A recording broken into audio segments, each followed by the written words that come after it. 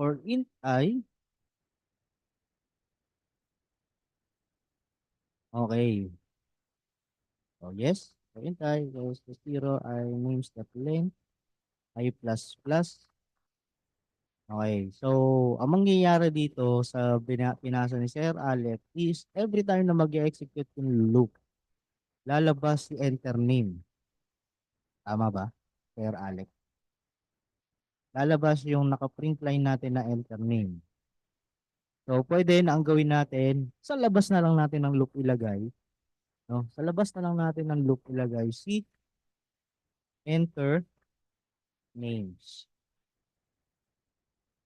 Tapos, saka pa lang tayo gagawa ng loop. So, ang ginamit dito ni Sir is for loop. O same din yung naging sagot ni Sir Oliver. So, pwede na ilabas na natin si enter names. Hindi na kinakailangan na pati si enter names yung nasa loob. Kasi pag ganyan yung ginawa natin, gamitin natin yung inano ninyo ha, for int I is equal to 0, then I is less than names dot length,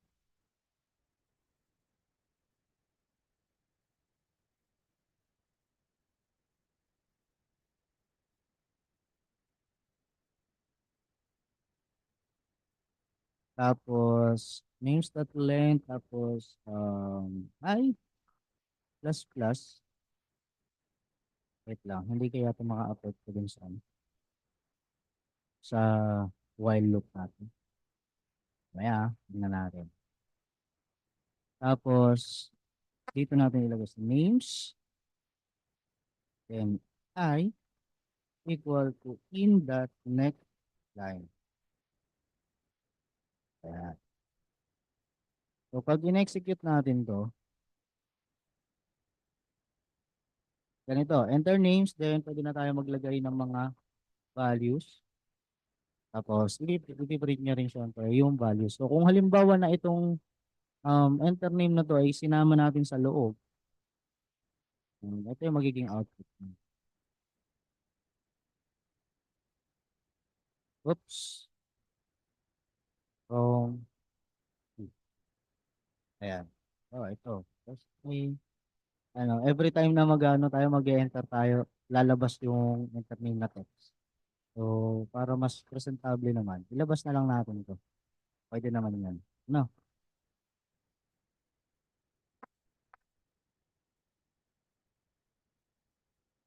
Tapos yung pagdi-display. So, pagdi-display. Halimbawa, nakapaglagay na tayo ng 5 pangalan or value. So, pwede din natin siyang i-display no, using methods. Since naka-ano naman nga tayo ng primitive. So, wait lang ha. Kaso mag-i-import ulit ako ng java.util. Siguro gawin ko na lang siyang asterisk. May additional tayong import dito. Names. Names dot to string.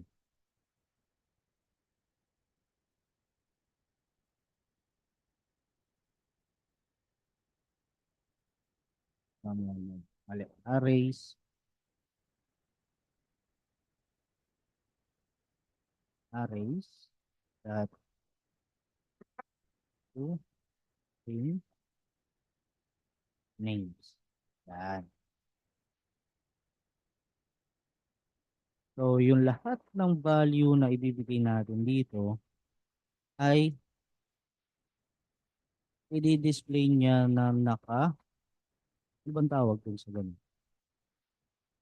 Hindi naman siya vertical, horizontal. 5, bawa, sa tayo ng name. A, B, C, D. Okay, meron akong isang bakal. Run. A, B, C, D, E.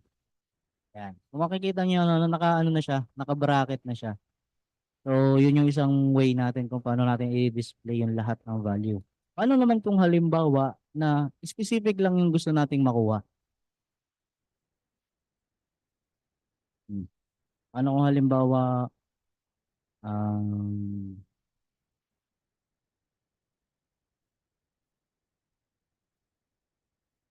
ibalik na lang pala natin yung nakaset na value without using scanner.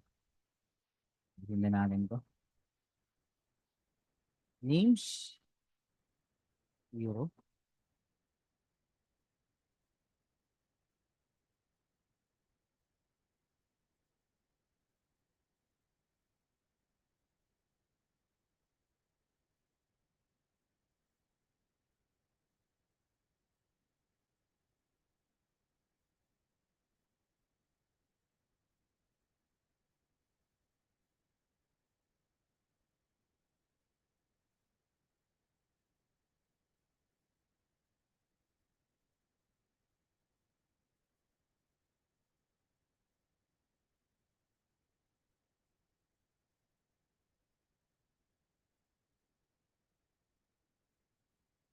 Okay. So, paano kung halimbawa, ang gusto ko lang, okay, so, yes po, pwede. Pero, utay-utay lang, no? Dahan-dahan lang tayo. Pwede po yan, no? Parang, yung value nito is ililipat niya dun sa, parang magiging for each. For each na po yan. Nagigets ba? Magiging for each siya. For each value ng ating variable or ng ating array is equivalent siya dun sa dineclare natin. Kaso bakit int ito? Int value. Hindi kaya siya maging error? Ano sa tingin niyo, Sir Arnold? Hindi kaya magkaroon ng error yan?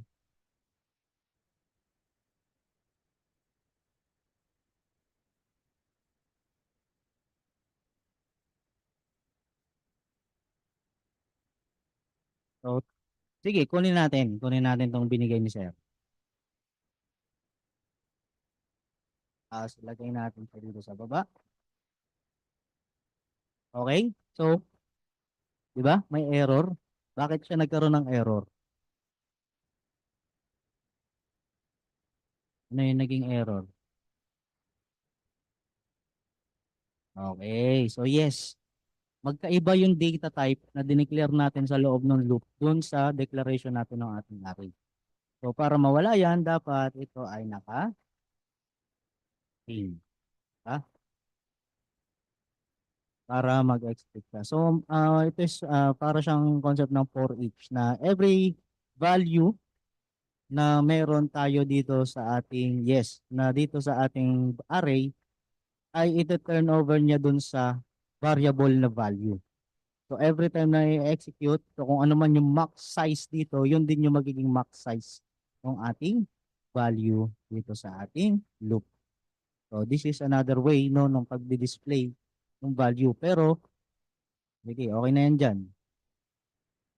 Pero this time, ang tinatanong natin is kung paano natin palalabasin yung specific lang na value. Let's say, gusto ko lang yung or ipakita niya, i-display niya yung value or pangalan ni Sir DJ. So ano yung dapat kong ilagay? So, madali na lang yun. No? Kung specific value lang, lagay mo lang sa loob ng print line yung name or yung variable na ginamit. And at the same time, dapat included yung index kung ano yung nag-hold sa kanya. So, wala namang complications doon, no? Basta ang purpose ng ating array is makapag-store ng multiple value para sa isang variable. Isang declaration, multiple values, lalo na kung same data type lang naman yung gagamitin. Okay?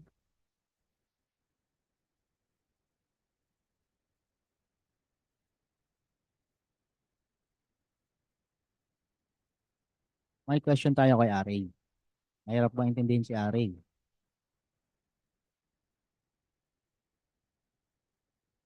May question po sa array?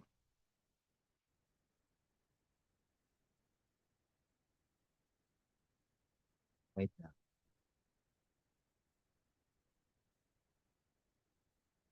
arrays.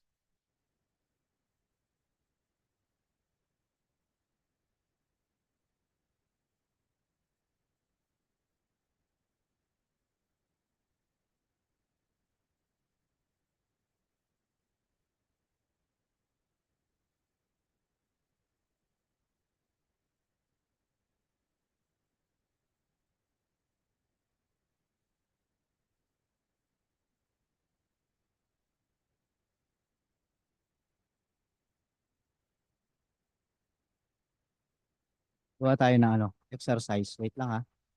Gahanap lang ako ng exercise. Using yung ano lang ha, yung array lang na yun na na-discuss natin. Walang iba. Sir, kay Java array, ano po pwede ipasok na value? Ano-anong pwede ipasok na value? Pwede paki-elaborate pa, sir?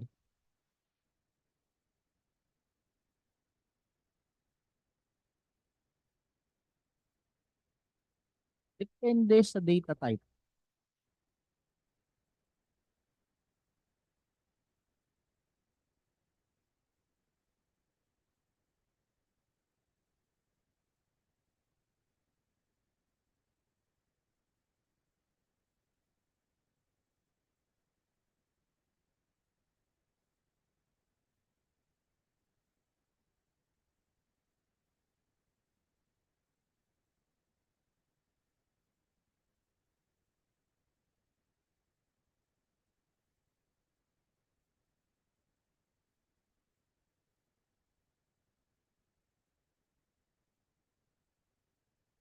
Sir, sa JavaScript po kasi, di ba pwede magpasok ng function? Function sa loob ng array.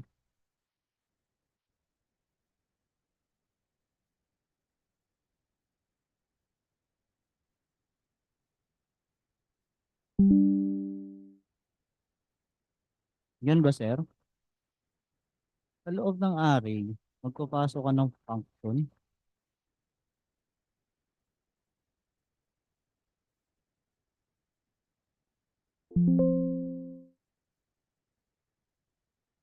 Same lang, same lang yata yun sa Java. Data structure ang gamit.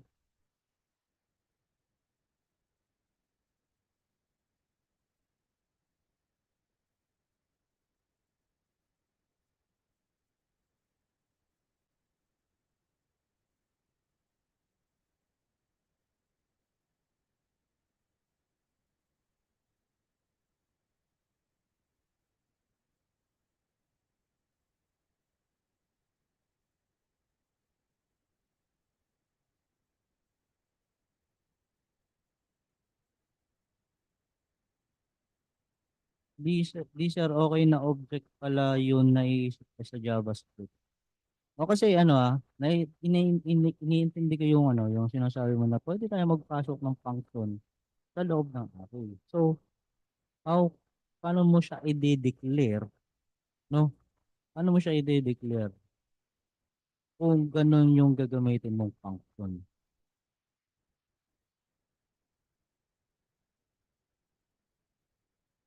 Kasi values yung kaya nating i-store sa loob ng array. And nakadepende po yon sa kung ano yung data type na dineclare natin. No? Oo.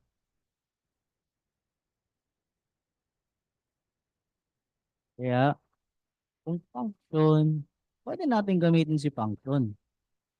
Pero kung pag store ang function, tingin ko hindi pwede. Hindi siya possible. Declaration pa lang magkakaroon na tayo ng problema. Ng ganun.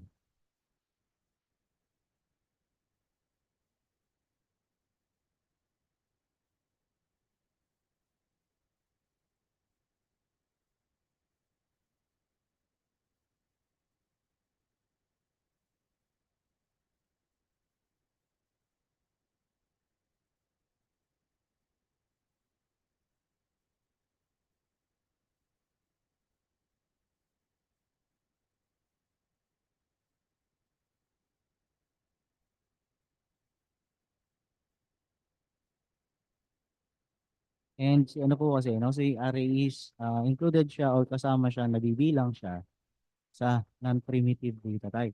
So ano po yung non-primitive data types na uli? Ano nga uli si non-primitive data type? Naaalala pa ba? Non-primitive data type.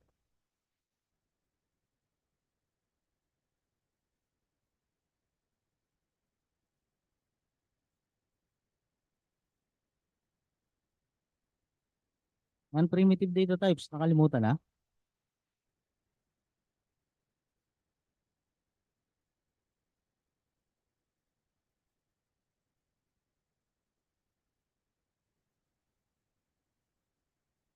Predefined as language. Byte? Byte ba is non-primitive?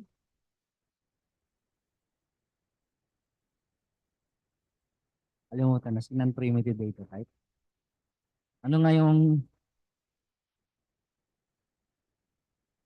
okay, primitive sir na duling sa notes. Okay. User-defined data types or ano yung difference nga uli nung non-primitive sa primitive data type? Ano yung pwede natin gawin sa non-primitive na hindi natin pwede gawin sa primitive data type?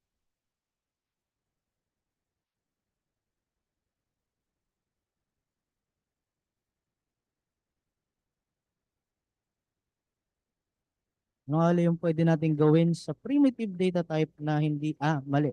Ano yung pwede natin gawin sa non-primitive data type na hindi natin pwedeng gawin sa primitive data types?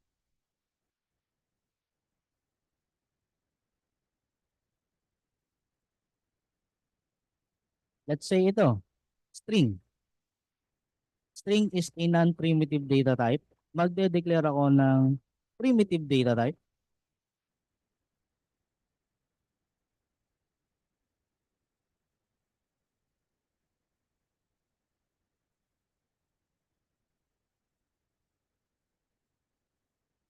Tapos, hindi pala, magawa ulit tayo ng another variable. String, word. Word equal to, ayan. Meron tayong dalawang magkaibang data type. Tingnan natin sa baba ilagay. So, ano yung pwede natin gawin dito kay non-primitive? This is a non-primitive data type, ah. Non-primitive. So, mali. Kung pala dapat sa declaration. Nakikita na ayos. Non-primitive. At ito, ang primitive data. Primitive. Yan, ganyan na lang. Primitive and non-primitive data type. First is non-primitive. Ano yung pwede natin gawin sa non-primitive na hindi natin pwede magawa sa primitive data type? Nare-recall lang natin yung mga first lesson.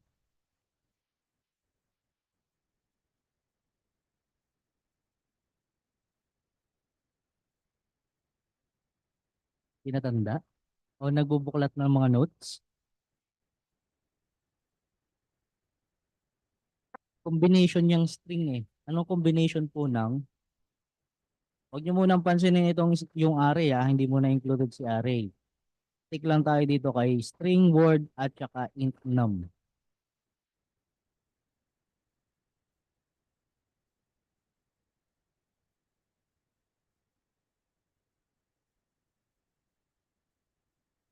Aha. Yung declaration is pwede numbers, special keys, yung int, purong whole numbers. Nakalimutan na ba? Gamitin natin si int. Num,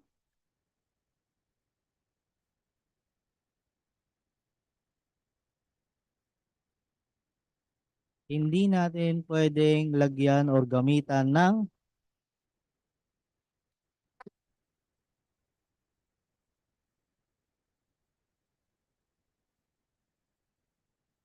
yung ano, yun ba, yung pinaliwanag ko na pinagkaiba ni or yung pwede nating gawin sa non-primitive. na hindi natin pwedeng gawin sa primitive data type. Example, si Word. Word is a non-primitive data type. Ano yung pwede natin gawin natin sa kanya? Pwede natin i-manipulate yung value niya. Pwede natin siyang gamitan ng iba't ibang methods.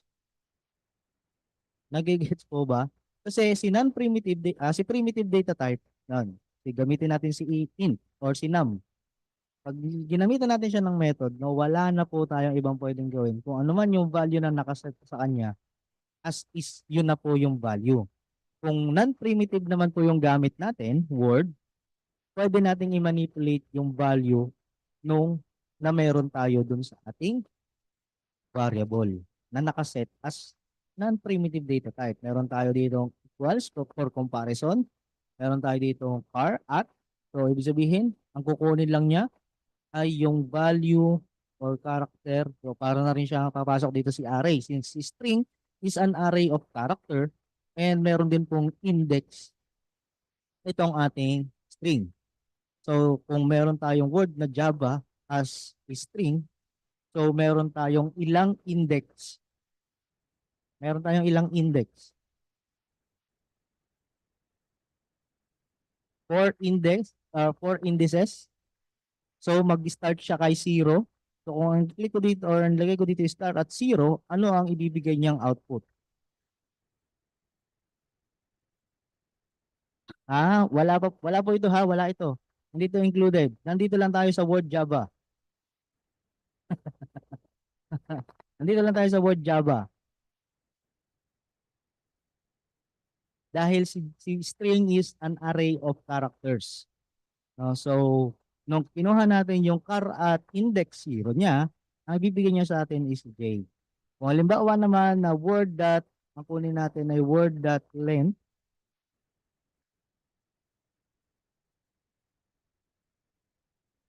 So, ano yung ibibigay niya ngayon? 4. Ibig sabihin, merong 4 characters sa loob ng ating data variable. So, yun yung pinagkaiba nung ating non-primitive sa primitive data types. Pero pansinin nyo nung ginamit ko si num, ginawa ko siyang array. Int num, ginawa natin siyang array is equal to new int, let's say 3.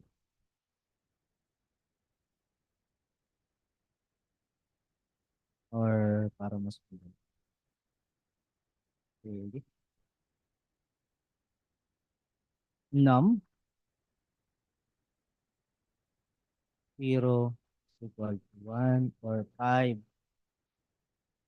Num index 1 equal to 10. Num index 2 equal to 15. So, ano yung dineclare ko sa taas? Nakadeclare siya as a primitive or non-primitive?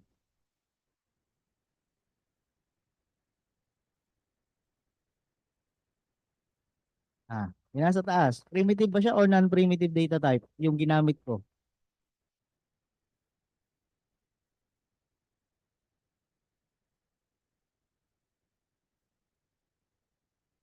Non-primitive? Bakit po non-primitive? Ang non-primitive ay itong starts with capital letter. Hindi nagbabago yung kulay. Non-primitive yan. Ang primitive data type natin ay, ayan no, nakalagay pa pala. May hint pa pala. Primitive data type yung ginamit ko. User-defined ba to? Di ba hindi? Kasi ito ay kasama sa mga reserve words ng ating JDK. Pero nung ginamit ko na siya as an array, naging possible na nagawa natin siya or gamitan natin siya ng iba't ibang method. Num dot, yan. Nakikita po ba? Lumabas or nagkaroon na siya ng capability para magamitan ng iba't ibang method. Kagaya ng sa string natin kanina. Pero nung dineclare natin siya as a primitive data type lang, meron lang sa specific value, hindi natin siya pwedeng gamitan ng ganito kanina. No? Kasi po, yung array natin ay included sa tinatawag na non-primitive data type. Ibig sabihin, pwede tayo mag-perform ng iba't ibang method, no, na gusto nating gamitin para sa kanya. Gaya niyan, meron tayo ditong length para kuhanin yung total length na meron tayo sa ating array. Pwede natin gamitin yung or convert into a string. Yan. Pwede natin gamitin or convert sa string yung ating number, no? So, yung bawat methods kasi na yan, no, kung iisa-isahin natin, medyo magtatagal tayo. So, yung mga ganitong klase is pwede nyo na siyang um, pwede nyo nang i-self-study na lang, no? Kayo na lang mag-explore kung ano-ano ba yung mga pwede natin gamiting method sa iba't ibang klase ng data type. Okay?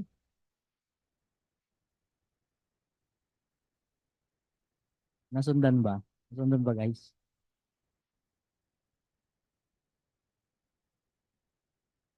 Okay? So, huwag pong malito dun sa ano ha, primitive and non-primitive. Pag, pag naka ano na siya, no, pag ginamitan na natin siya ng square bracket, pag di na daw, pag naging array, tama po. Yes, pag ginamitan na natin siya ng square bracket, hindi na siya primitive data type. Pero yung data type na ginamit natin, yung declaration mismo, ay nakaset as primitive. No? Kung wala yung square bracket, pasok siya sa primitive. Babasahin siya as a primitive data type, hindi tayo pwedeng gumamit ng method. Ngayon, nung nilagyan natin siya ng square bracket, hindi na siya bastang integer ngayon. Siya ay naging array of integer na. Kaya mapapunta na siya or magiging non-primitive data type na yung ating declaration. Nagiging,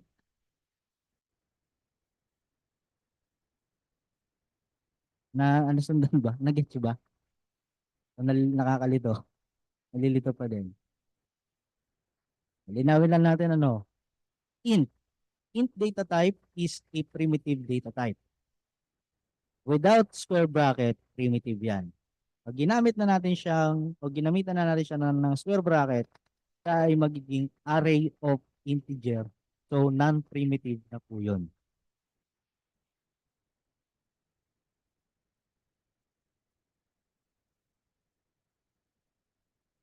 So, ano-ano pa yung mga pwede nating gamitan ng array?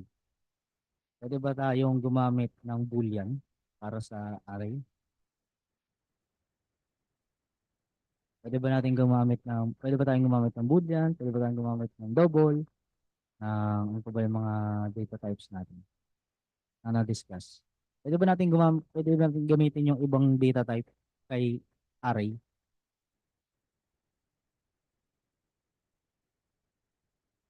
Yes. Aha. Ano kung halimbawa na ito ay gawing kong integer? Non-primitive siya. Makaka-apekto ba yan doon sa naging output natin? Or makaka-apekto ba yan doon sa magiging value na siniset natin?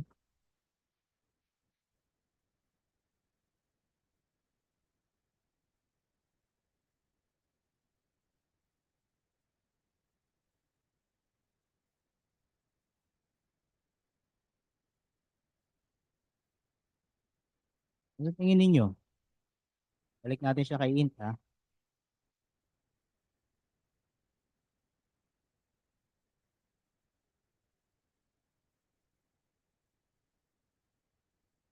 So, subukan natin i-display muna lahat ng output niya.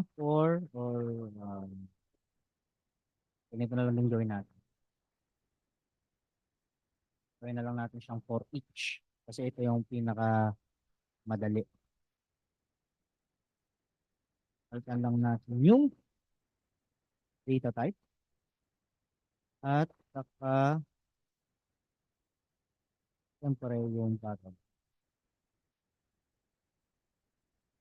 So, pag ito in-execute natin, walang problema, i-display niya yung lahat ng value na binigay natin para sa ating array. Naka-print lang pala. Print lang natin. Execute ulit. Ayan, 5, 10, 15. Ngayon, palitan natin to. Gawin natin siyang non-primitive data type. At the same time, naka-array pa. Integer. Yan. Magkakaroon ba tayo ng problema? Ito naka non-primitive. Ito naka-primitive. Magkakaroon kaya tayo ng issue? O magkakaroon kaya ito ng error? Ano sa tingin niya guys?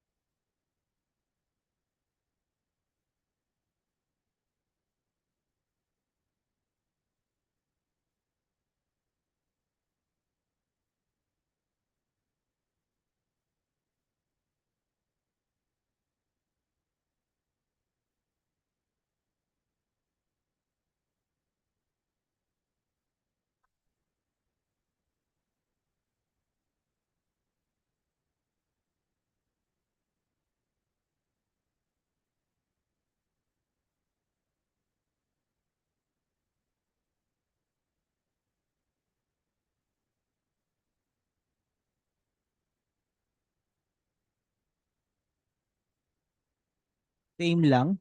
Bakit kaya? Hindi ba siya nagkaroon ng ano, problema? Kasi yung isa non-primitive, yung isa primitive data type. Kaya nito, enum is a non-primitive and yung nilagay natin sa loob ng loop is a primitive. Wala bang problema doon?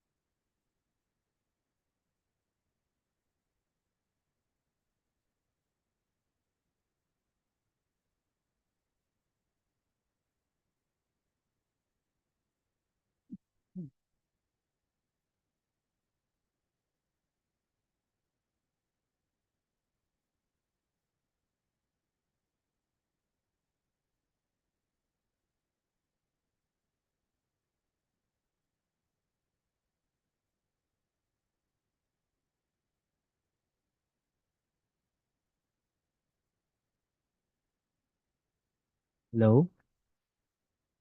Ang alam ko, magiging array of objects pag integer. Num, new integer, 3. So, tatanggapin pa rin ata yung output. Iba nga lang yung klase ng values na store. Ibang klase?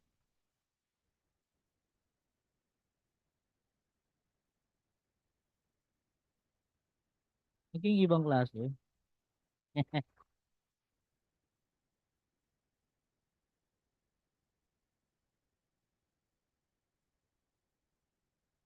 Kasi gagamitin mo lang ata siya as index. No, hindi naman siya as index. No.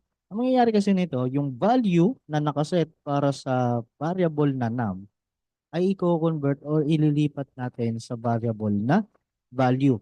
Kung halimbawa, ito yung num0 is equal to 5. So parang ang mangyayari sa kanya dito sa loob, no, is yung value Tapos set as 0 is equal to num. Yan, parang ganyan lang din yung mangyayari doon. Pero dito, syempre, magkaka-error kasi hindi naman naka-declare as an array. So, every loop, nakadepende siya. So, parang ang nangyari nito is, ito kasing for each natin dito, no, yung for each natin dito is simplified siya na, or enhanced na for loop. Enhanced na for loop. Na yung, commonly ginagamit natin sa array para yung bawat value or bawat index na meron dun sa loob ng ating array ay i-convert niya sa loob ng ating loop, no?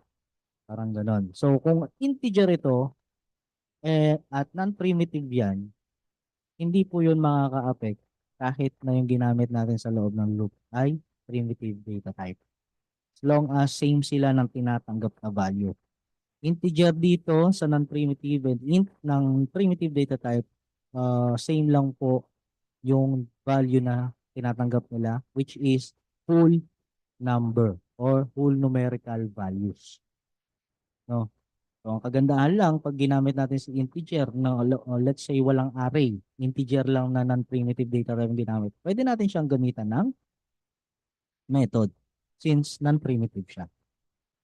No? So, wala pong problema diyan. And kahit ano po yung data type na gamitin natin is wala pong magiging problema basta tama yung ating declaration at pagsiset ng value. Nagigets ba? Naintindihan po ba? And medyo nag-grounded ba? Grounded ba yung aking mic? Hindi naman. Hindi naman ako. So, sige, parang kasi nag-feedback dito na hindi ko maintindihan. Ano kaya ang magandang gawin natin?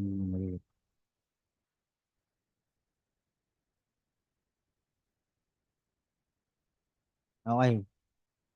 Bali, same output, sir. Yung isa primitive, yung isa array of object. Yes. Bali, same output. Okay, walang magiging problema. Subukan natin siyang i-execute. Still, yung pa rin yung value o yung output. Nakita po? Hindi ko pala siya in-execute kanina. Same output dahil same data type. Magkaiba lang sila ng klase. Okay? So, siguro, void run names. Marami na tayo dito. Gawa na lang ulit tayo ng panibagong. Java class. Para malinis. Java class, let's say, array method.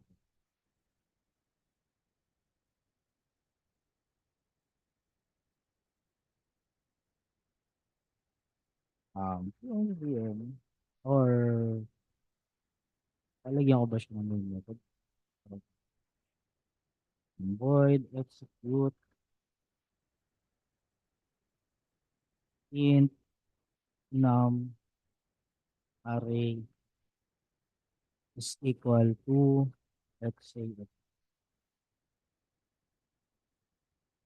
5, 1, 3, 4, or 2, 4. So, dito, meron na tayong array. So, paano kaya naman kung halimbawa na yung, di ba, pag in-execute natin siya for, let's say, um, int value,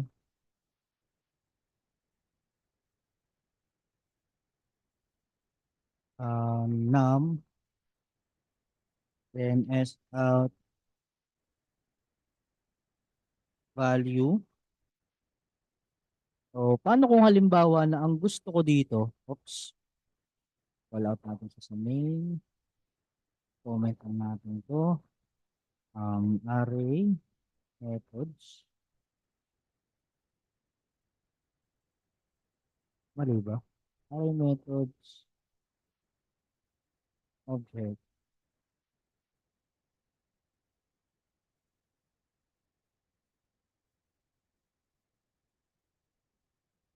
object dot execute.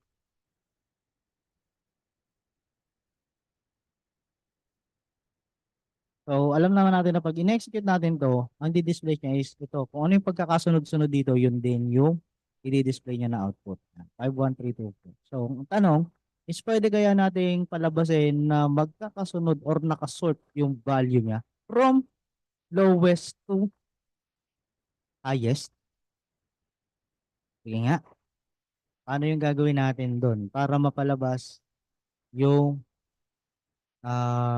magkakasunod na output from lowest to value that sort that value that sort. Okay? Ito, naka non-primitive. Naka-primitive ako dito. So, yung value na to ay hindi pwedeng gamitan ng method. So, alisin na muna natin to. Pwedeng hindi na natin gamitin yan. So, ipapa-display, ang task lang is i-display yung value ng ating array ng magkakasunod from lowest to highest.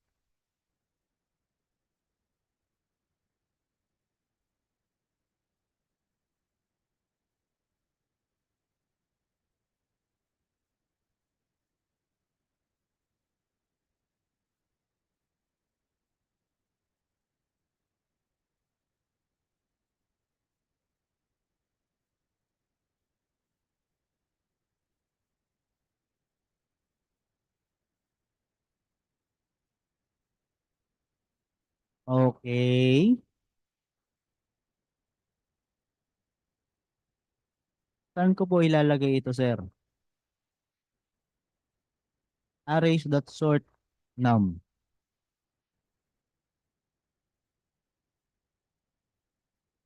Sa baba lang po ng array. Ganyan, ay,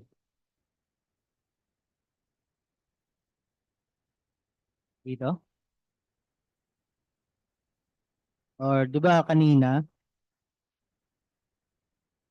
siyempre, pagka ginamit na natin to, no, ito kasing ganyang process, nangangailangan na siya ng import from packages. Kaya lang, hindi ko pa masyadong iaano itong packages na to kasi medyo malayo-layo pa ito eh. Import java.util.array. Array. Tama ba? Okay, so tama. Arrays dot sort, tapos yung object na isusort which is in num.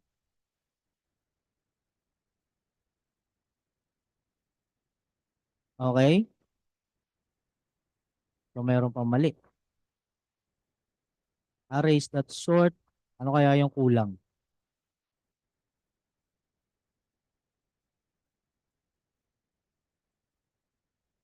Ano kaya yung mali?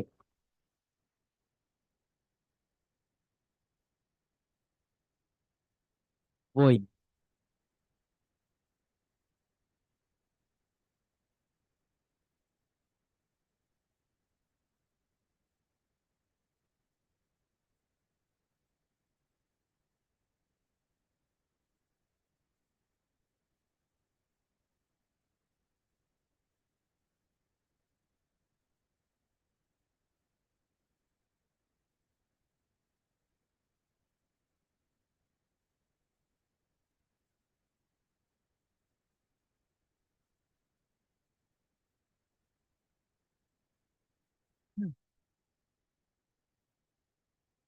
Okay, okay.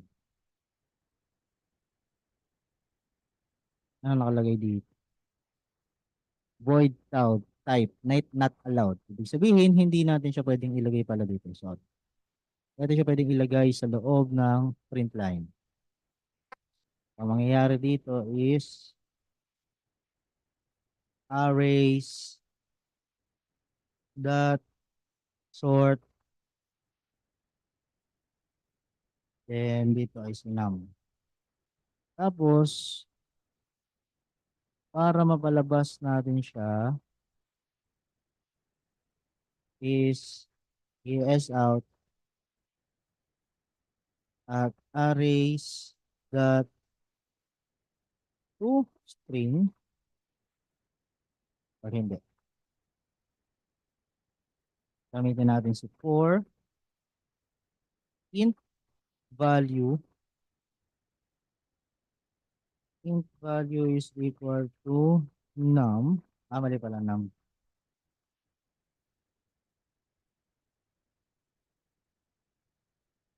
Then S out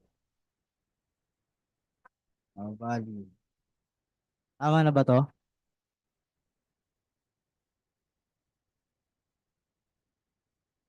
Kasi kung halimbawa naman na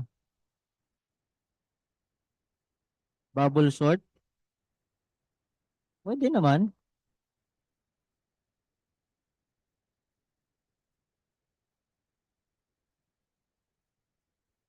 Bubble sort, ano yung mga kailangan sa bubble sort? Huh? Kaya lang parang hindi ba siya mag-i-exceed dun sa scope lang nitong topic? Baka kasi sumobre. Tanga, naisip ko lang. Mhm.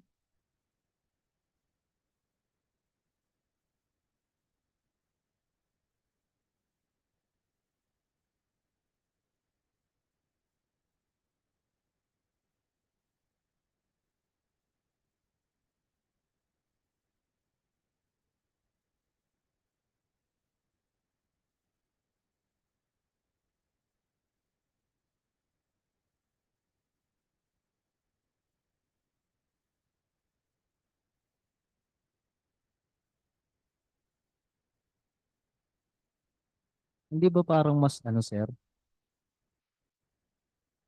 Mas hahaba? Yes, tama. Oo. Pag nag-bubble sort ka kasi, ang mangyayari nun, um, parang magkakaroon ka ng nested or series ng loop. Tama ba? Parang ganun yung nai-imagine ko eh.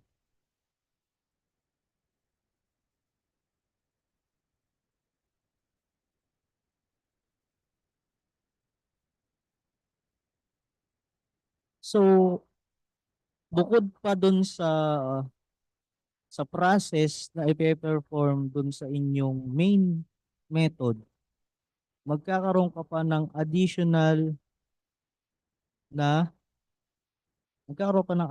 na method para lang isort yung value ng array mo. And yes, magkakaroon ka ng nested loop at the same time nested if. Huwag na yung nested loop, diba? Parang hindi naman ang nested loop.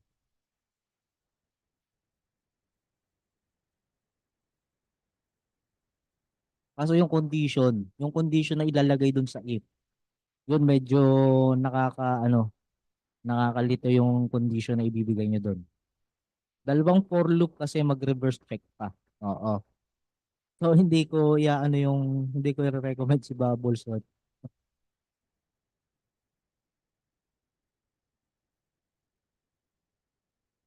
Bukod dun sa mismong iso-sort, magkakaroon ka pa ng additional na for each para naman sa display ng value. Tama?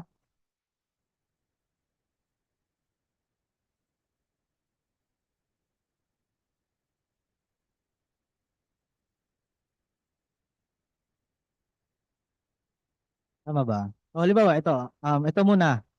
Subukan ko muna itong i-execute. Main. 1, 2, 3, 4, 5. Ayan, nakasort na siya. No? Dahil ginamitan na natin siya ng arrays.sort or yung method para sa array. Ngayon, kung gusto nyong gawin or subukan yung bubble sort, let's say, Um, wait lang ah. Kuha tayo ng void. Um, sort. Void sort. Tapos, gagamit na gagamit na ako ng parameters. Another declaration tayo ng array. Let's say ang pangalan nito ay array. Tapos another, ang declaration natin ay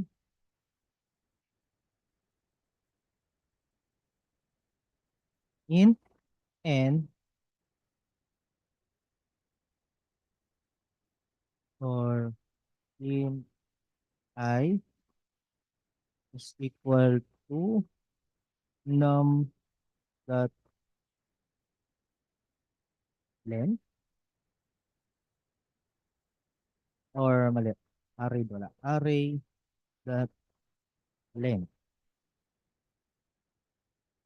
Then ito na, loop na to for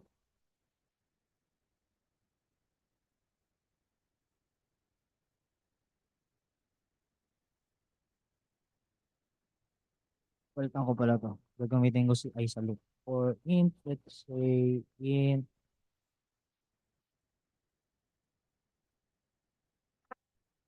r.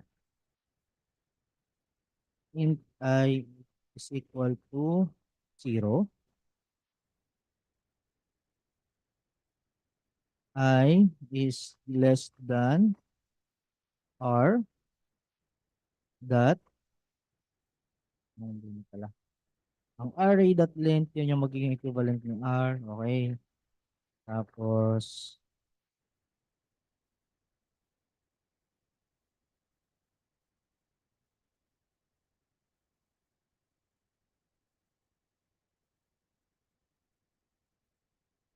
huh, I plus plus. So, meron na tayong loop.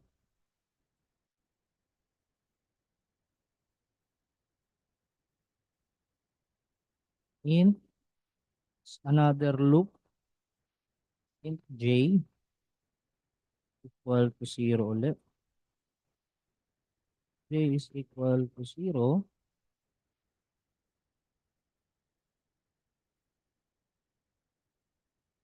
Opo, tinetesting ko mag-bubble sort. Paano ang pag-descending order? So, wait lang po yung sa descending ha.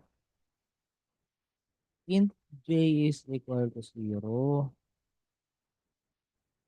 J is less than r minus 1. Tapos j plus plus. So, meron na tayong dalawang loop. Then, ito na. Yung if natin. If, yung condition na ibibigay sa if.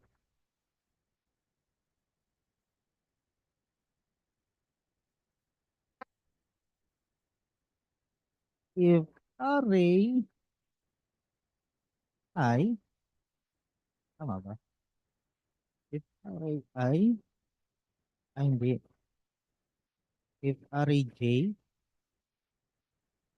is, anong condition? Is greater than j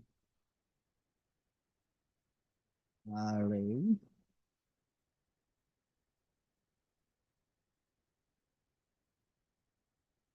array.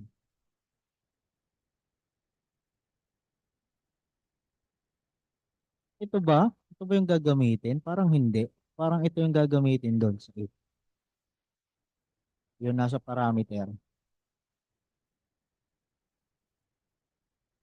Array j plus 1.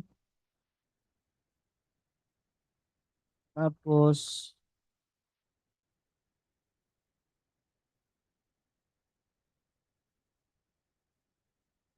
maglalagay or magde-declare uli ng another na variable para magsisilbing storage naman nung ating array. Int value is equal to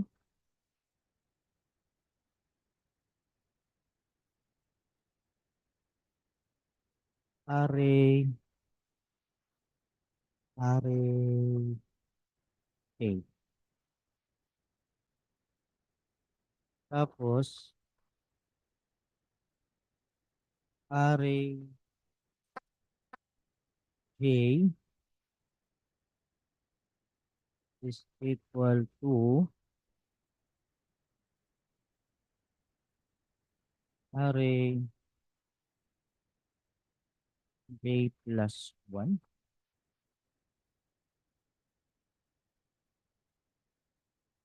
plus array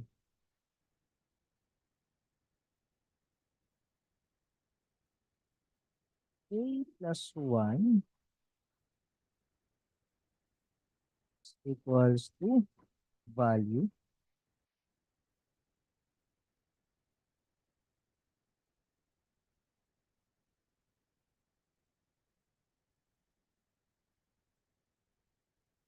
int I is equal to 0.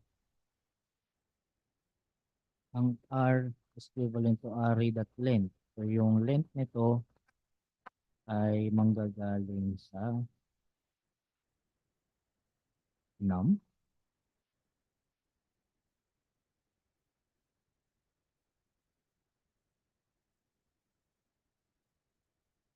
And okay na ba to? Array J is equal to value J is 0 R. So ang value nito ay 5 minus 1 4 K plus plus. Okay. Array A is greater than array A J plus 1. Ibig sabihin kung greater than si K, kung greater than, then execute ito. Kung hindi, hindi wala. Walang execute. So, alam ko kasi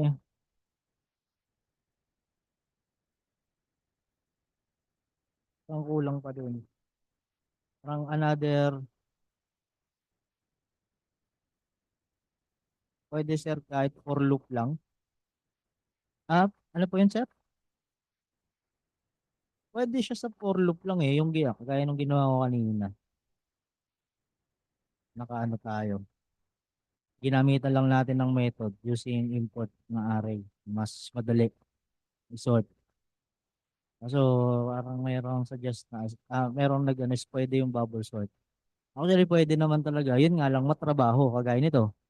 Nasa sorting pa lang tayo, wala pa tayo sa display. And ito kasing parameters na to, yung pagsiset ng parameter, eh wala pa tayo dito. No, anong mangyayari dito para magkakaroon tayo ng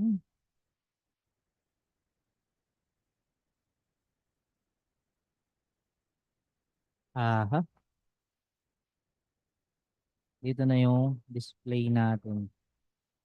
And void display.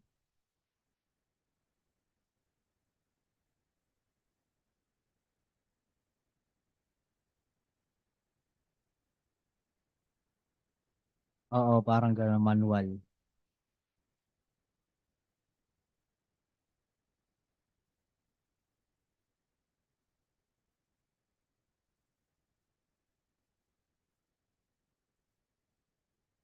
Let's say gamit lang tayo ng for int sort equal, hindi, kaya pwede. Int x na lang is equal,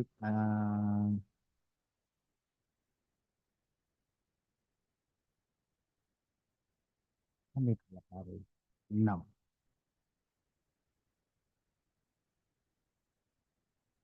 Mali, mali, mali. Sorry, sorry. Array.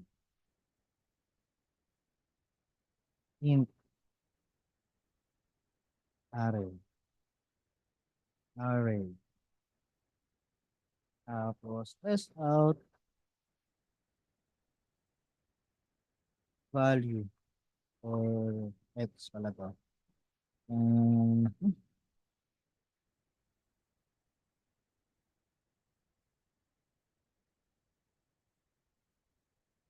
ngayon, call out lang tayo. Dito is sort num. Tapos, display num. So, ipe-perform niya muna yung bubble sort. Ito. Then, pag na-perform niya na, i-execute niya na yung display natin. Pag in-execute natin to sa main, which is array methods, execute, tama. Okay. So, try natin. Uh, ayun. Okay na. Okay pa din. Ano mas madali. Yung nag-import na lang tayo ng sort o itong gagawa pa tayo ng manual. Ang tawlo. Ano mas madali? Buti na lang may Java packages. Yes. Pero ano no, maganda din na ano, maganda rin yung maro or natatry itong ganito. Siyempre, kung aasa tayo ng aasa sa shortcut, hindi na tayo mas matututo, di ba? So, bubble sort. So, ngayon, isa-isahin natin ngayon yung mga naging kaganapan. So, dito, sa sorting, um, meron tayong parameter na magre-represent sa panibagong array. No, panibagong array. So, nakaset siya as integer, ang pangalan or yung variable niya is array. Then, si int r, yung nasa loob na declaration natin, ay kung gaano karami or ano yung length ng ating array. Na ito, yung nakaset sa ano. So, syempre dahil wala pa naman yung ano, wala pa siyang value. So, nung kinall out natin siya dito sa isang method, tsaka pa lang siya na-set or nalagyan ng size. No? Doon pa lang siya nalagyan ng size kasi parang itong storage na to or yung array na to, yung magiging storage din nitong variable num na natin na nasa execute. Nagigets ba? Yung value nito, yung mapupunta dito sa array natin na variable. Ito lang po ah.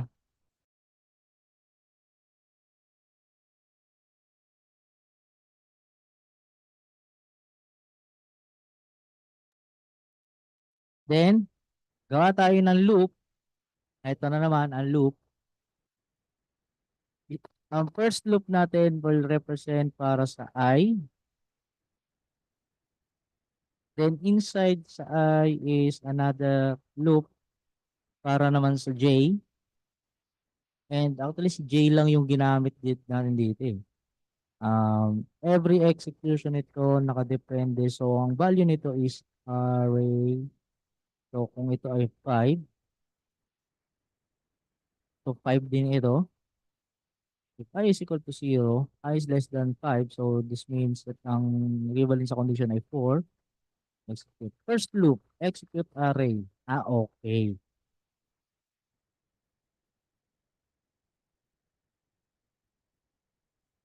So, ang mangyayari dito sa loop natin guys is kukuhanin niya isa-isa yung bawat value sa loob ng ating array. Then, i-identify niya yon, no, kung yung value ay mas mataas or mas mababa dun sa nauna. Nagigets ba? Naiintindihan ba yung nangyaring process dito sa ating loop? No? So, first execution, kunin niya yung value ni 5. I-detect. I-hold niya yung value ni 5, ilagay niya para dun sa first loop ng outer natin. Next, execution, execute ito. So, dahil first value pa lang naman yun, so, i-hold lang yung value ni 5. Next, kinuha yung value ni 1. Ngayon, nung kinuha yung value nung second or nung index 1 natin, proceed siya dito sa pag-check nung value if mas mataas ba siya or mas mababa dun sa nauna. So dahil mas mababa siya dun sa nauna nating value, so anong nangyari yung pangalawang loop, ang naging value ng ating array dito is equal to 1, 5. 1, 5.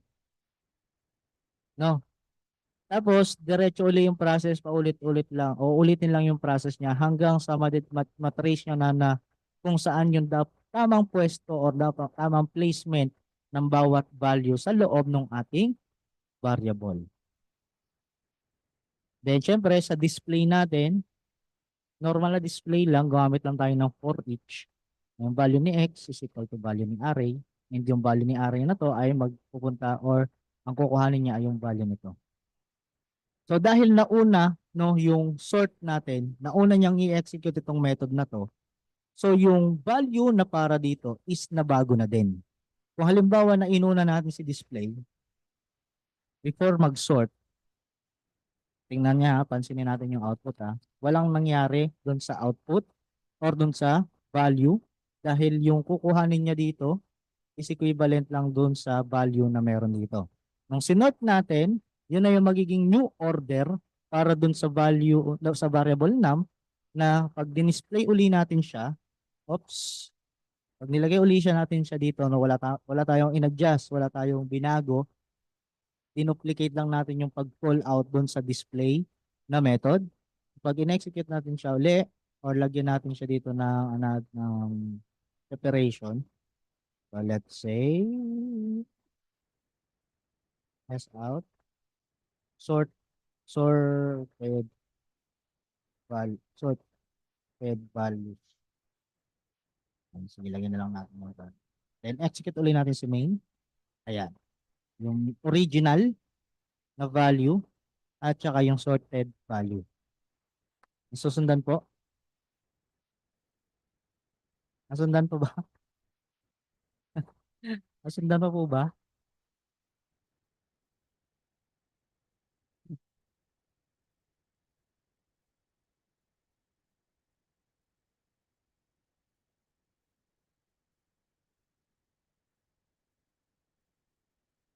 So, ang tanong, masaya ba? Masaya bang gamitin si bubble sort?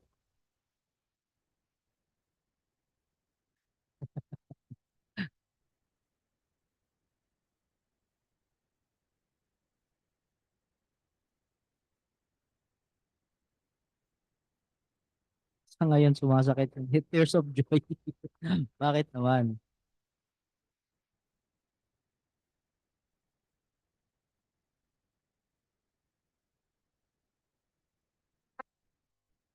Di na nakakatuwa. Easy. Okay. So, meron tayong isang sa tanong kanina before ako mag-proceed dun sa ang tawag dun sa bubble, no? Ano yung isang tanong?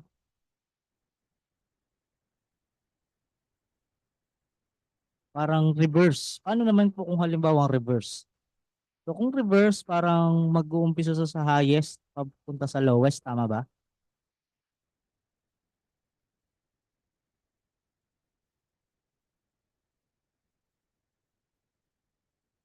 Ganun po ba? Sino ba yung nag-suggest nun? Wait lang ha. Hanapin ko lang.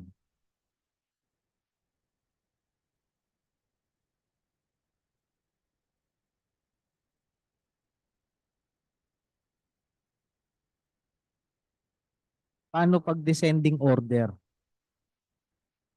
Paano pag descending order daw? Sabi ni Sir BK. So, ito, pwede rin natin siyang gawing descending order. Siguro, ito na lang. Ito, hindi na natin to aalisin. Array methods. So, gawa na lang tayo ng other class. Java package. Mali. Java class. Um, ano ito? Descending. Ano lang pangalan natin? Dito kasi sa descending, no, again, meron tayong easy way, meron din tayong komplikadong way kung paano natin siya i-execute. So, gawa lang tayo is import lang natin yung package. Java.util.asterisk na lang para isang import. Then, array methods natin, kunin natin to. And alisin natin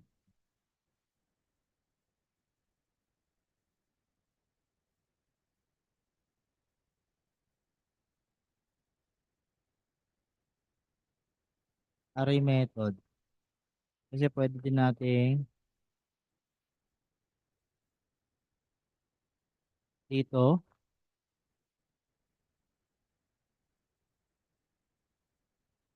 s out. Ano pala?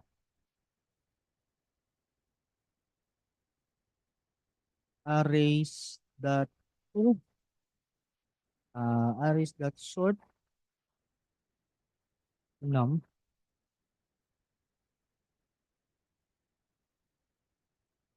tapos for int value num s out value.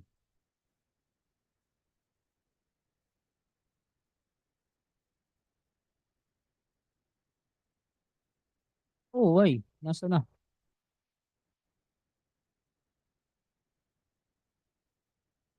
Okay, ito. Save main. Ayan. Okay, ito yung nawala kanina. Test out. Ito naman ay para dun sa import package. Oops. Execute. Okay. Import package, sorted values. Or pagka natin to ng bubbles. Bubble.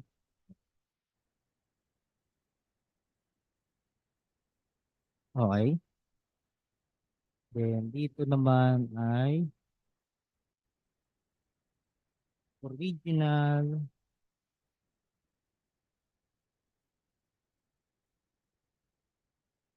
original order.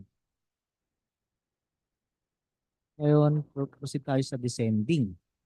Pag descending, ano ang kakailanganin ko sa descending? Let's say, ito pa rin yung value. Then, syempre, isort muna natin siya. S out.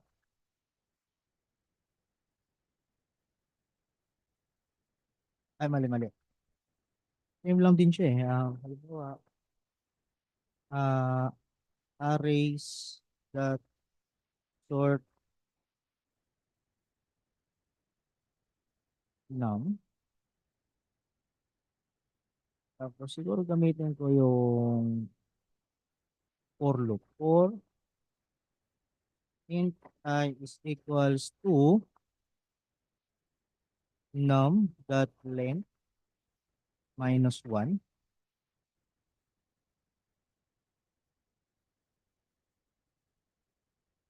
I is less than num dot length.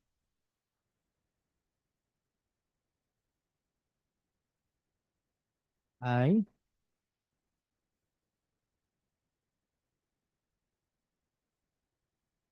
s out num I. Test, testing. So, descending.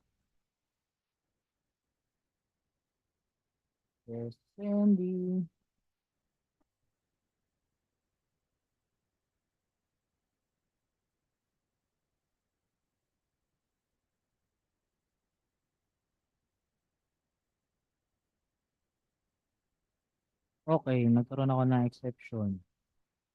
Pero the please, no? 5, 4, 3, 2, 1. So, meron akong problema dito. I is equals to num dot length minus 1. So, mag-uumpisa sa 4.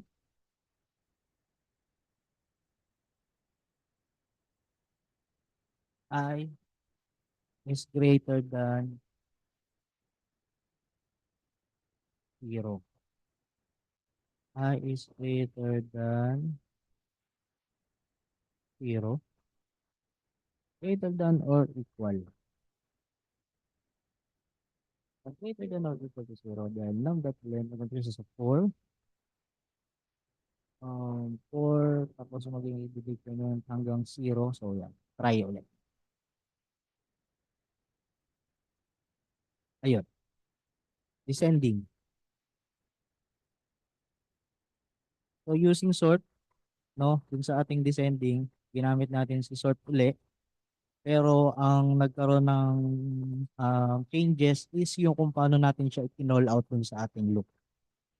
So, kung yung specific na pag-declare natin or pag-call out natin sa loop ay from 0 to max length, dito naman is nag-umpisa ako dun sa length pababa para yung pagkakasort o after niyang masort is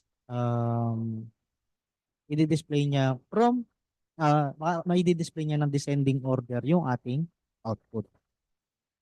Nasundan ba, guys? Okay? So, nagawa na natin yung descending order. Meron pang isang way kung paano natin siya palalabasin.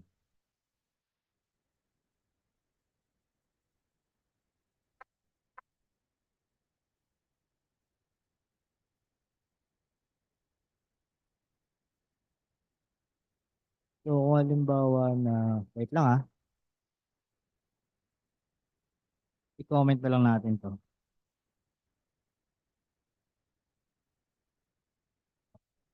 Lagyan natin siya ng loop for descending order.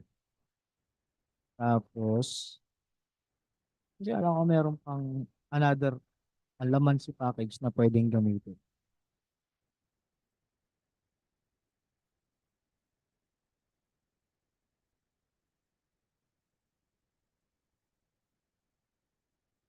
Reverse order. No?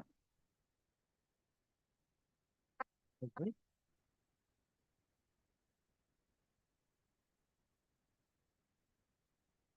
Reverse order. Ano ba? Reverse order arrays that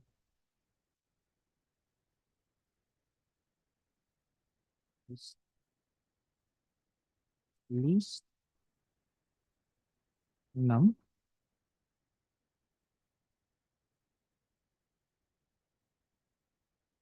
Okay. Later, I said and then S out.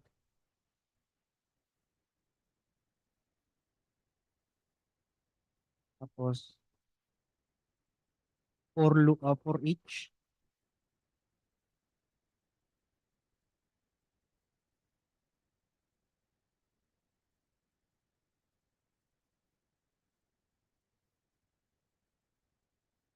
Value.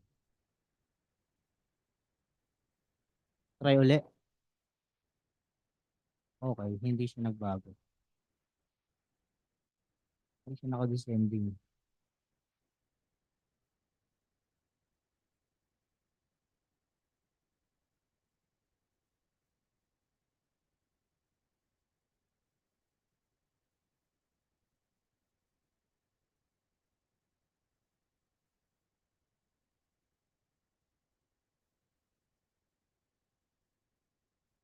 5-1, walang nagbago.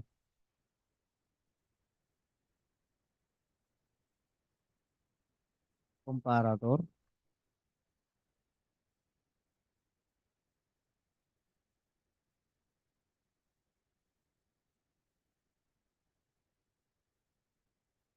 confusing,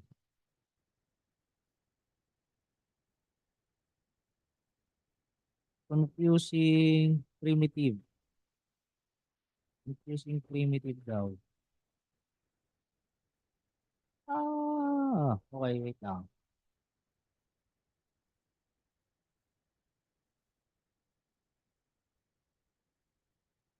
Mga ganito, ngayon, ayun, yun yung problema. Pag itong isang way yung ginamit, dapat naka primitive data type lang. Non-primitive data type. Pag naka-primitive data type, nagkakaroon ng problema, hindi nag-execute ng ayos yung aking isang method. So, depende siya sa declaration. So, mas okay pa rin yung itong part na to. Itong paggamit ng reverse loop. Kung halimbawa naman na parang gagamitan natin siya, wait lang po ha, may nag-message lang.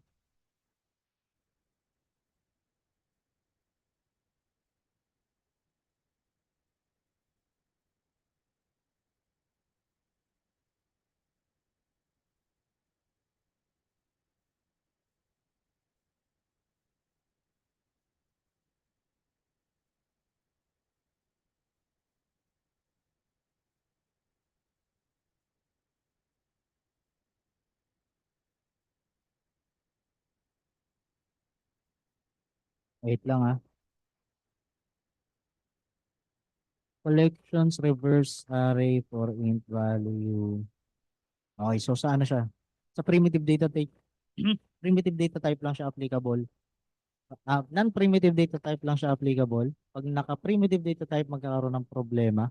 So, mas okay na gamitin si reverse loop kaysa mag-collections. Ano pa ba ang pwedeng paraan para tawag doon? Makapag-reverse tayo. Meron pang isa,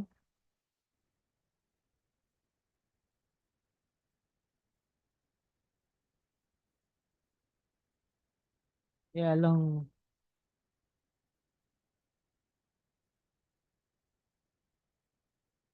medyo ano eh, yan, sabay o log. Ayun. Manual na naman. Magma-manual na naman. Ay, kaso anong oras na oh? 11:59. Ay, galas 12 na naman.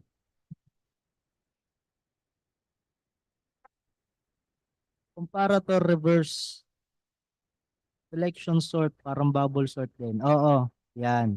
Yung isa, no, selection sort. Ay, doon na nga lang sa ano eh, sa bubble sort eh. Medyo naging, naging pa na eh. Ah. Ayun, may binigay na si Sir Arnold na code. So, subukan na lang natin tong binigay. Ay, kaso ano to eh, no? Nasa iisang method, tama ba, Sir Arnold? Nasa iisang method to, sir, or iisang function. Tama ko siya dito, ha? Sir Arnold. Ito ko muna siya ilagay.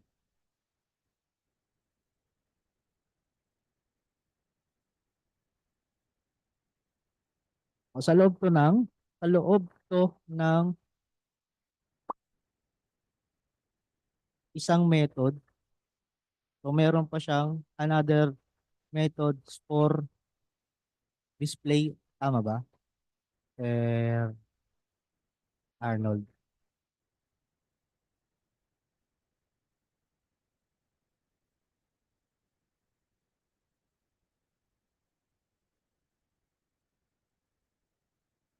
Ano?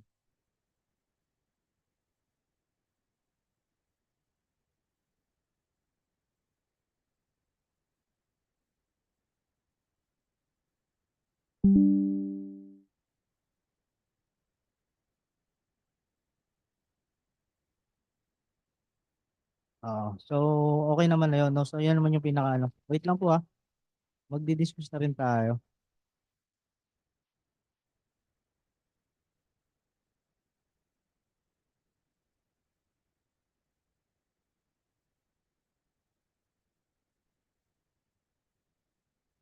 Ano to? Ito yung image. Okay. Void select sort num. Void select sort. Anong ID gamit nyo, sir?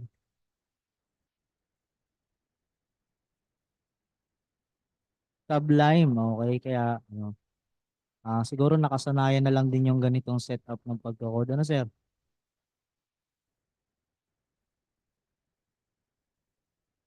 Okay lang yan. Ano sana eh. Basta, ano kasi, importante din yung, tawag doon, yung indentions para mas madali i-identify yung code. Yung, pero kung saan naman kayo komportable, wala na mga problema doon.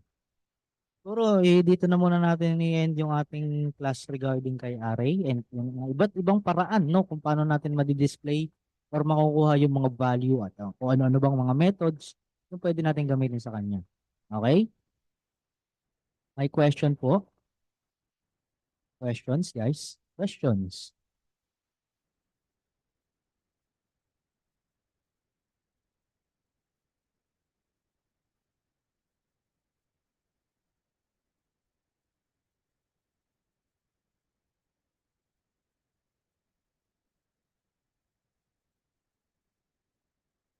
Kung wala pong question, siguro pakit-thumbs up na lang, para makapag medyo nakakaramdam na rin ako.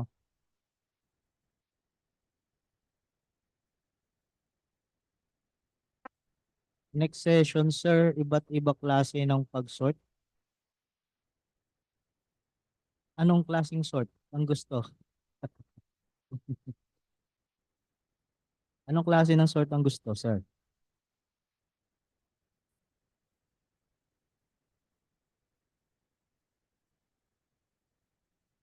Merge sort, quick sort, keep sort, bubble sort lang po ang meron.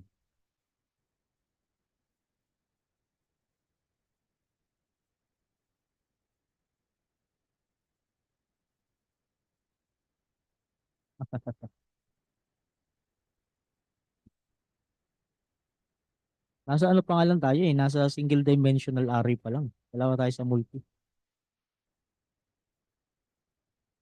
And yung next session kasi natin, yan pala.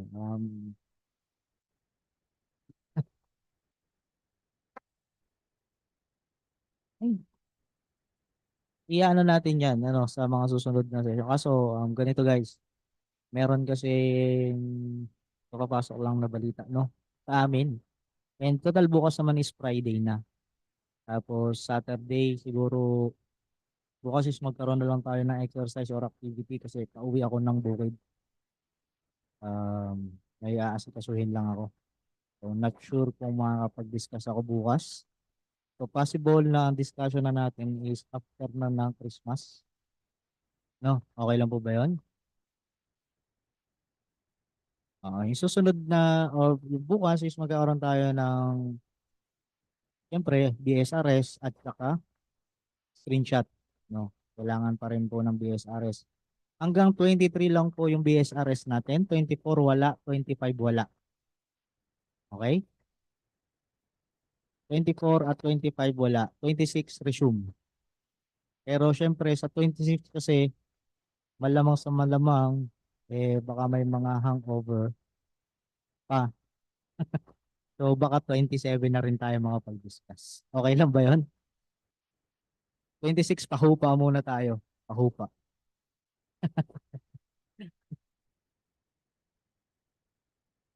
26 papababa muna tayo ng amats. Ganun. Then 27 siguro tayo mag-resume. Okay lang? Okay lang ba 'yon, guys? Okay. So, sir, yung sa Christmas tree, hindi ko nakita sa classroom. Pwede po pa siya. Ay, hindi ko ba na-share? Sige po, i-upload ko. Sorry kung hindi ko pa na-upload. Sige, anong day yun? Day 14? Day 15. Sige po. Yung day 15, i-upload ko siya sa, sa classroom. Okay, sorry, hindi ko pa pala na-upload. O baka naging busy na ako nun. Anyways, so open na po muna natin mga camera para makapag-screenshot na tayo. Open na po muna ng mga camera natin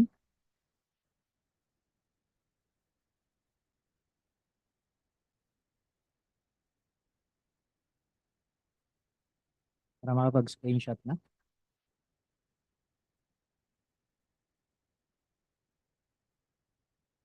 Wala na po makakapag-open. Wala na makakahabol.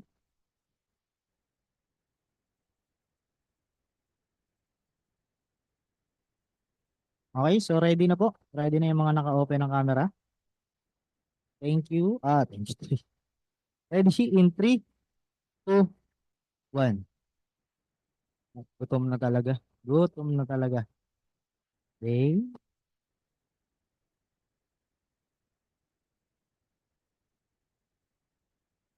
Okay, isa pa po. Ready?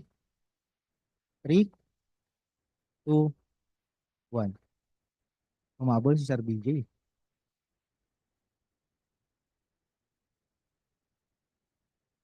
Okay, so that's it for today po muna tayo guys. Thank you sa pag-attend and yon. Happy holidays.